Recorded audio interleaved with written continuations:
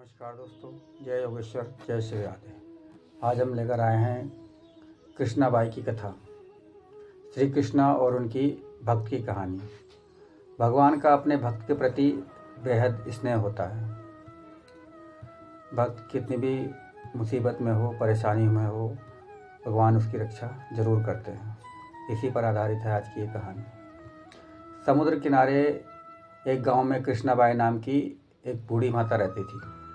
वह भगवान श्री कृष्ण की परम भक्त थी। वह एक झोपड़ी में रहती थी।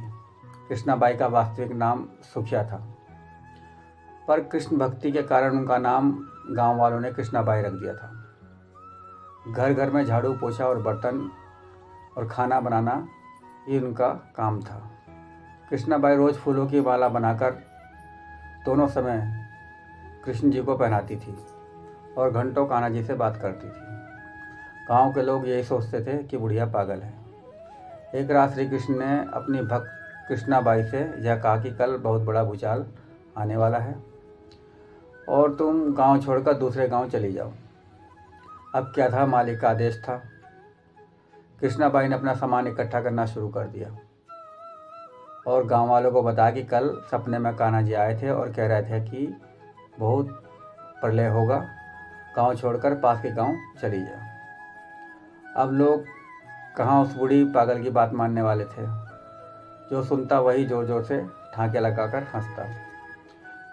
इतने में बाई ने एक बैलगाड़ी मंगाई और अपने कान्हा की मूर्ति ली और सामान की गठरी बांधकर गाड़ी में बैठ गई और लोग उसकी मूर्खता पर हंसते रहे। बाई जाने लगी।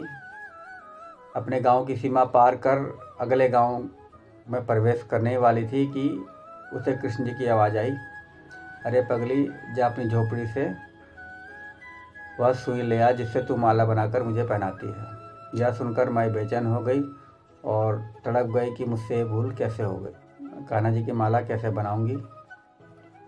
उसने गाड़ी वालों को वहाँ रोका और बदहवास झोपड़ी की तरफ भागी। गांव वाले उसके पागलपन को देखते हुए खूब हंसे, उसका खूब मजाक उड़ाते रहे। माई ने झोपड़ी के तिनकों में फंसी हुई सुई को निकाला और फिर पागलों की तरह दौड़ती हुई गाड़ी के पास आई। गाड़ी वाले ने कहा कि माई तू क्यों परेशान है, कुछ नहीं होना है। माई ने कहा, अच्छा अब चल और जल्दी से गांव की सीमा के पार निकल जा। गाड़ी वाले ने ठीक ऐसे ही किया।